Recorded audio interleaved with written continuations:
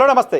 Delimitation bill పైన పార్లమెంట్లో చర్చ జరుగుతున్న సందర్భంగా తెలుగు రాష్ట్రాల నేతలు వ్యవహరిస్తున్న తీరుపైన రకరకాల విమర్శలు వస్తున్నాయి. ప్రధానంగా ఆంధ్రప్రదేశ్ రాష్ట్రానికి సంబంధించిన నేతలపైన.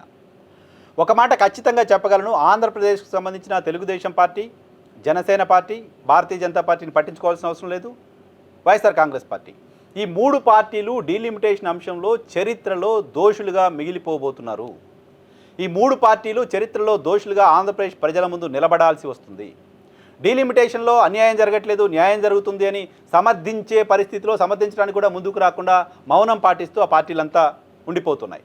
ఇది ఆంధ్రప్రదేశ్ రాష్ట్రానికి సౌత్కి జరుగుతున్న నష్టం. ఆ నష్టాన్ని మౌనంగా చూస్తున్న పార్టీలు విలన్లుగా మారబోతున్నారనేది చెప్పడం నా ఉద్దేశం. అయితే ఆంధ్రప్రదేశ్లో జనసేన పార్టీ అధినేత పవన్ కళ్యాణ్, ఆంధ్రప్రదేశ్లో ఆయన స్టేక్ చిన్నదే కావచ్చు, పవన్ కళ్యాణ్ కేంద్రంలో ఇన్ఫ్లుయెన్స్ చేసే పరిస్థితిలో నంబర్ ఆయన దగ్గర లేకపోవచ్చు, కానీ పవన్ కళ్యాణ్ అటెన్షన్, పవన్ కళ్యాణ్ ఇంపాక్ట్ పైన చర్చ ఎక్కువగా ఉంటుంది.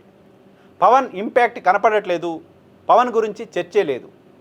గతంలో ఆంధ్రప్రదేశ్కి ప్రత్యేక హోదా అంశానికి సంబంధించి కేంద్ర ప్రభుత్వం ప్యాకేజీ ఇస్తానంటే ప్యాకేజీ అనేది ఒక పాచిపోయిన లడ్డు అంటూ కేంద్రం పైన ఊగిపోయారు పవన్ కళ్యాణ్.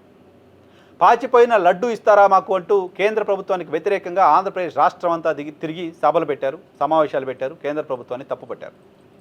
తప్పుపట్టడం మాత్రమే కాదు, నేను గడిచిన 20 ఏళ్ళుగా జర్నలిజంలో ఉన్నాను.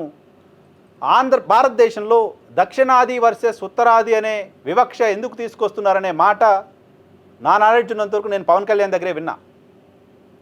దక్షిణాది పైన ఎందుకు వివక్ష చూపిస్తున్నారు, దక్షిణాది దేశంలో భాగం కాదా, దక్షిణాదికి ఎలా అన్యాయం చేస్తారు, ఇటువంటి మాట పవన్ కళ్యాణ్ మాట్లాడమే మొదటగా విన్నా. అలాంటిది ఇప్పుడు దక్షిణాది రాష్ట్రాలన్నీ మాకు అన్యాయం జరుగుతుందని గొంతెత్తుతుంటే, ఆక్రోషిస్తుంటే, ఆవేదన వ్యక్తం చేస్తుంటే, పార్లమెంట్లో నిరసనలు తెలుపుతుంటే పవన్ కళ్యాణ్ స్పందించట్లేదు. పవన్ కళ్యాణ్ ఆంధ్రప్రదేశ్లో ప్రభుత్వంలోనూ ఆయన మార్కు చూపించలేకపోతున్నారు. ఆయన ఉన్నారో లేదో తెలియని పరిస్థితిలోకి వెళ్ళిపోయారు. ఇప్పుడు దక్షిణాది రాష్ట్రాలకు సంబంధించిన అంశంపైన ఇంత పెద్ద చర్చ జరుగుతుంటే కూడా పవన్ కళ్యాణ్ నేను మాట్లాడినట్టుగా, నాకేం తెలియదు అన్నట్టుగా, నేనేం చూడట్లేదు అన్నట్టుగా బిహేవ్ చేస్తున్నారు.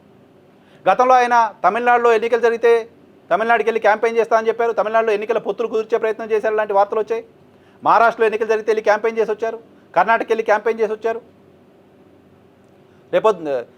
ఈ రకంగా క్యాంపెయిన్ చేస్తూ మొత్తం దక్షిణాదికి సంబంధించిన లీడర్గా తాను ప్రమోట్ చేసుకుంటూ వస్తున్న పవన్ కళ్యాణ్ దక్షిణాదికి అన్యాయం జరుగుతున్నప్పుడు ఎందుకు ఇంపాక్ట్ చూపించలేకపోతున్నారు, కనీసం కేంద్ర ప్రభుత్వానికి ఒక లేఖ రాయలేకపోతున్నారా, దక్షిణాదికి అన్యాయం జరగకుండా చూడండి అని ఒక మాట మాట్లాడలేకపోతున్నారా, దక్షిణాదికి అన్యాయం జరగకుండా చూడండి ఒక చిన్న ట్వీట్ చేయలేకపోతున్నారా, అంత భయం ఎందుకు పడుతున్నారు?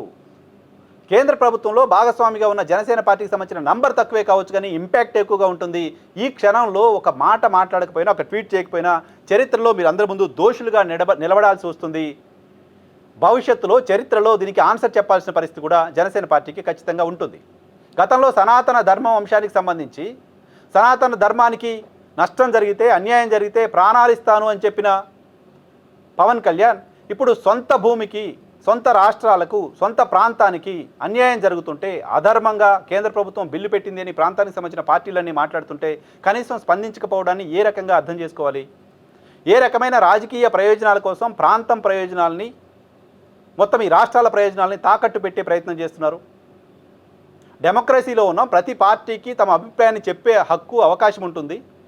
అఫ్కోర్స్ మీరు ఎన్డీఏ కూటమిలో ఉన్నంత మాత్రాన నోరు మూసుకొని కూర్చోవాల్సిన అవసరం లేదు కదా. మీ డిసెంట్ని మీరు తెలియజేయడానికి సంబంధించిన అవకాశం ఉంటుంది కదా, తెలియజేసే రైట్ ఉంటుంది కదా. ఆ రైట్ని కూడా ఎందుకు కోల్పోతున్నారు?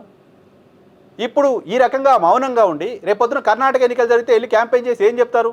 బీజేపీ అన్యాయం చేస్తుంటే నేను మౌనంగా కూర్చున్నారు, నేను బీజేపీకి నమ్మిన బంటుగా ఉన్నాను, బీజేపీ ఏం చెప్తే నేను అది చేస్తాను కాబట్టి బీజేపీకి ఓట్లేయండి అని చెప్తారా? ఆంధ్రప్రదేశ్ రాష్ట్ర ప్రజలకు ఏం చెప్తారు?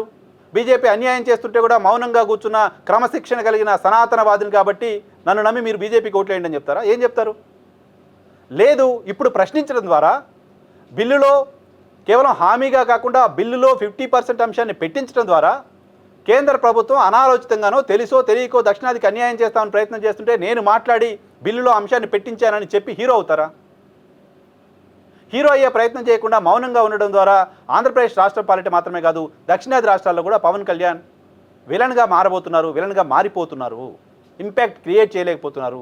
జనసేన పార్టీని విస్తరించాలనుకుంటే, జనసేన పార్టీ భవిష్యత్తులో కూడా ఉండాలనుకుంటే, జనసేన పార్టీ భవిష్యత్తులో ప్రజలకు క్షమాపణ చెప్పే పరిస్థితి రాకుండా ఉండాలంటే ఈ సందర్భంలో, ఇంత కీలకమైన సందర్భంలో రాజ్యాంగ సవరణ చేస్తూ ఈ దేశంలో పార్లమెంటు స్థానాల పెంపుకు సంబంధించి కేంద్ర ప్రభుత్వం నిర్ణయం తీసుకుంటున్న సందర్భంలో జనసేన పార్టీ స్పందించాల్సిన అవసరం ఉంది.